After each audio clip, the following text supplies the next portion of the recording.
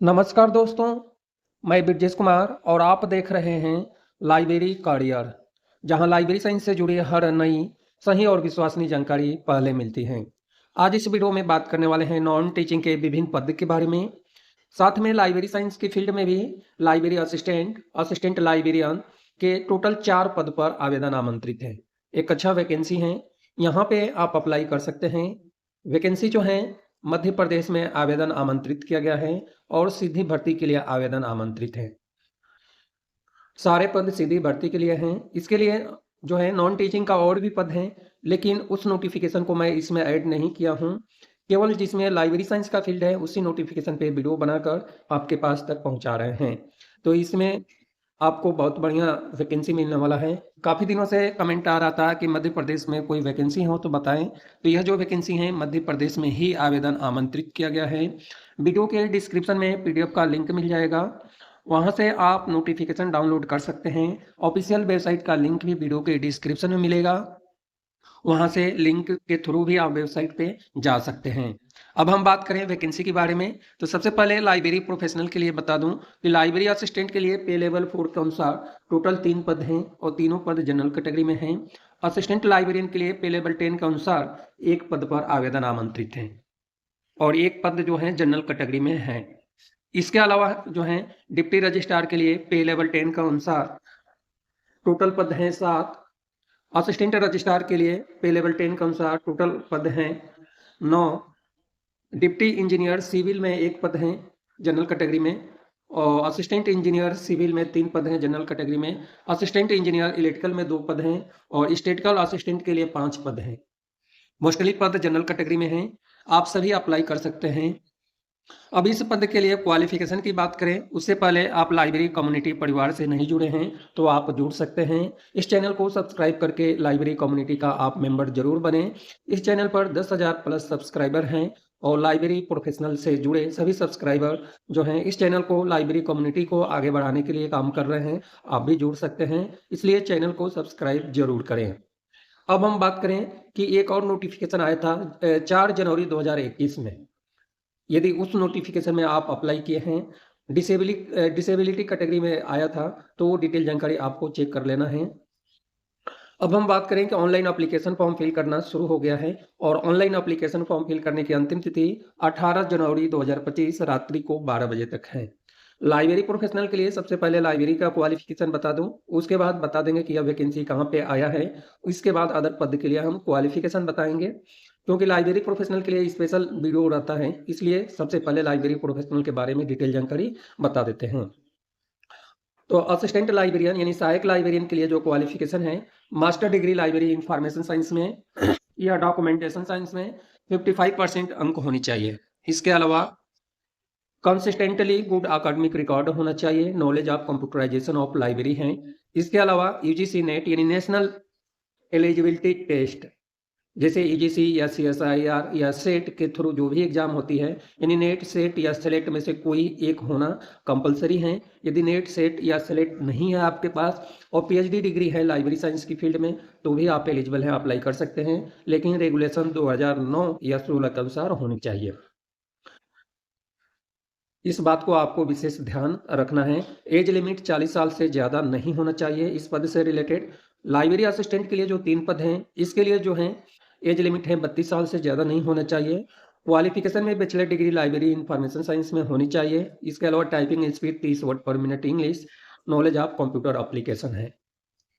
अब हम बात करें कि यह वैकेंसी कहाँ पे आया है, तो राष्ट्रीय न्यायालयिक विज्ञान विश्वविद्यालय में आवेदन आमंत्रित हैं, यानी national forensic sciences university Bhopal Madhya Pradesh में आवेदन आमंत्रित किया गया है। यदि आप मध्य प्रदेश से, भोपाल से बिलोंग करते हैं तो यह वीडियो आपके लिए महत्वपूर्ण होगा। और इसमें जो है कौन कौन अप्लाई कर पाएगा यह डिटेल जानकारी अभी हम बताएंगे जनरल टर्म्स एंड कंडीशंस में। अब डिप्टी रजिस्ट्रार के लिए एज लिमिट है 50 साल और अपर एज लिमिट मतलब 50 साल है। क्वालिफिकेशन में मास्टर डिग्री होनी चाहिए, 55% अंक, यूजीसी 7 पॉइंट स्केल होनी चाहिए और और भी यूजीसी गाइडलाइन के अनुसार डिटेल जानकारी दिया है, जिसमें मिनिमम 9 साल का एक्सपीरियंस असिस्टेंट प्रोफेसर अकादमिक लेवल 10 के अनुसार होनी चाहिए, या 5 साल का administrative experience assistant registrar level का है तो एलिजिबल हैं। इसके अलावा नॉलेज ऑफ इंग्लिश और हिंदी पर्याप्त नॉलेज होनी चाहिए। असिस्टेंट रजिस्ट्रार के लिए एज लिमिट है 40 साल। क्वालिफिकेशन है मास्टर डिग्री 55% अंक के साथ में, grade of B UGC 7 point scale है, गुड अकादमिक रिकॉर्ड ऑब्टेन होनी चाहिए, प्राप्त होना चाहिए। एक्सपीरियंस में 3 साल का एक्सपीरियंस होना चाहिए और नॉलेज ऑफ हिंदी और इंग्लिश एंड कंप्यूटर का ज्ञान होनी चाहिए। डिप्टी इंजीनियर सिविल के लिए मैं एक क्वालिफिकेशन बता देता हूँ, बाकी क्वालिफिकेशन सेम होगा तो आपको देख लेना है। एज लिमिट 40 साल है और बैचलर डिग्री सिविल इंजीनियरिंग में कम से कम 55% अंक होने चाहिए और grade in the UGC 7 point scale हैं, गुड अकादमिक रिकॉर्ड आपके पास होना चाहिए। इसके अलावा जो भी क्वालिफिकेशन है यूनिवर्सिटी ग्रांट कमीशन इन यूजीसी एक्ट 1956 के अकॉर्डिंग होनी चाहिए और साथ में मास्टर डिग्री सिविल इंजीनियरिंग में भी होनी चाहिए। 2 साल का एक्सपीरियंस होना चाहिए और हिंदी और इंग्लिश की जानकारी होनी चाहिए, कंप्यूटर का जानकारी। असिस्टेंट इंजीनियर सिविल के लिए एज लिमिट है 21 साल से लेकर 35 साल के बीच में होना चाहिए। क्वालिफिकेशन में बैचलर डिग्री सिविल इंजीनियरिंग में 55% अंक के साथ में वही है जो आगे मैं उस पद के लिए बताया हूँ। इसके अलावा मास्टर डिग्री सिविल इंजीनियरिंग में होनी चाहिए और knowledge of Hindi and English है, कंप्यूटर का भी जानकारी होनी चाहिए। असिस्टेंट इंजीनियर इलेक्ट्रिकल के लिए same age limit same qualification electrical में होनी चाहिए और असिस्टेंट स्टेटिकल असिस्टेंट के लिए जो है एज लिमिट 21 से लेकर 35 साल है, जो कि रेपुटेटेड संस्था से होनी चाहिए। बैचलर डिग्री स्टैटिक्स सब्जेक्ट में होनी चाहिए। इसके अलावा बाकी जो डिटेल जानकारी है वो सेम है जो उसे उस पद में ऊपर वाले में हम बताए थे, इस बात को ध्यान में रखना है। अब हम बात करेंगे जनरल टर्म्स एंड कंडीशंस। तो कैंडिडेट के लिए इंडिया का कोई भी कैंडिडेट एलिजिबल है, अप्लाई कर सकता है। अप्लाई करने के लिए सामर्थ्य पोर्टल पे जाना है, वहाँ से ऑनलाइन एप्लीकेशन फॉर्म फिल करना है। इसके लिए आपको सबसे पहले अप्लाई मोड पे क्लिक करना है और जैसे सबमिट पे आप क्लिक करेंगे एप्लीकेशन फॉर्म वाले ऑप्शन में जाकर, तो वहाँ पे जाकर आपको फीस और अदर डिटेल जानकारी आपको सबमिट करना पड़ेगा। फीस जो है जनरल ईडब्ल्यूएस ओबीसी कैटेगरी में 500 रुपये प्लस जीएसटी लगेगा और एक बार एप्लीकेशन फीस पे करने के बाद रिफंड नहीं होगा। यदि एससी एसटी कैटेगरी पीडब्ल्यूडी और फीमेल कैटेगरी से बिलोंग करते हैं तो कोई एप्लीकेशन शुल्क नहीं लगेगा, विदाउट एप्लीकेशन शुल्क आप अप्लाई कर सकते हैं।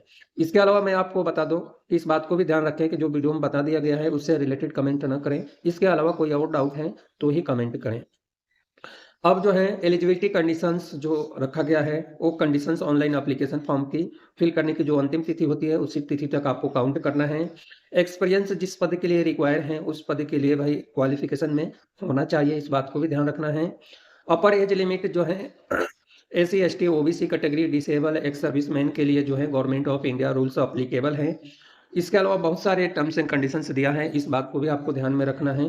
पूरे कंप्लीट एप्लीकेशन फॉर्म आपको फिल करना है। आधे अधूरे जानकारी आप देते हैं तो आपका एप्लीकेशन फॉर्म सबमिट मतलब रिजेक्ट कर दिया जाएगा, इस बात को भी ध्यान में रखना है। और जो भी आपके पास एमफिल या पीएचडी डिग्री है, जो भी डिग्री है फुल टाइम होना चाहिए, अदरवाइज आपका एप्लीकेशन फॉर्म कंसीडर नहीं किया जाएगा, इस बात को भी ध्यान में रखना है। एमफिल एंड पीएचडी डिग्री का ही इसमें बताया है कि फुल टाइम होनी चाहिए। इसके बाद जो है इंटरव्यू डॉक्यूमेंट वेरिफिकेशन के लिए जैसे ही ज़रूरत पड़ेगी उस टाइम आपको बुलाया जाएगा और ओरिजिनल डॉक्यूमेंट लेकर आना है। जब आपको एससी एसटी यदि कैटेगरी में आप अप्लाई करते हैं तो लेटेस्ट कास्ट सर्टिफिकेट आपको लगेगा, इस बात को भी ध्यान में रखना है। और भी बहुत सारी डिटेल जानकारी दी गई है, ये सारे डिटेल जानकारी आपके काम का है।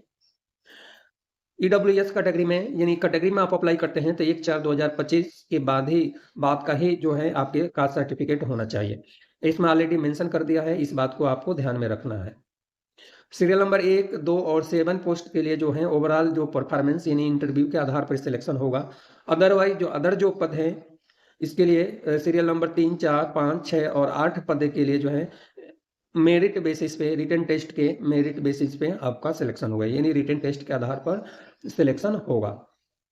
और जो यदि गवर्नमेंट सर्विस में हैं तो आपको जो एनओसी लगता है वो तो लगेगा ही लगेगा। अब वीडियो थोड़ा-सा बड़ा हो गया है, मैं यहीं पे स्टॉप करता हूँ क्योंकि वीडियो अनावश्यक बड़ा करने से कोई मतलब नहीं है। एक बार और बता दूँ कि यह जो वैकेंसी है national forensic sciences university Bhopal Madhya Pradesh में आवेदन आमंत्रित हैं और इसी तरह का अपडेट और नई वीडियो की जानकारी के लिए इस चैनल को सब्सक्राइब करके लाइब्रेरी कम्युनिटी परिवार का हिस्सा बन सकते हैं। इसलिए चैनल को सब्सक्राइब ज़रूर करें। धन्यवाद, मिलते हैं अगले वीडियो में लाइब्रेरी करियर चैनल पर।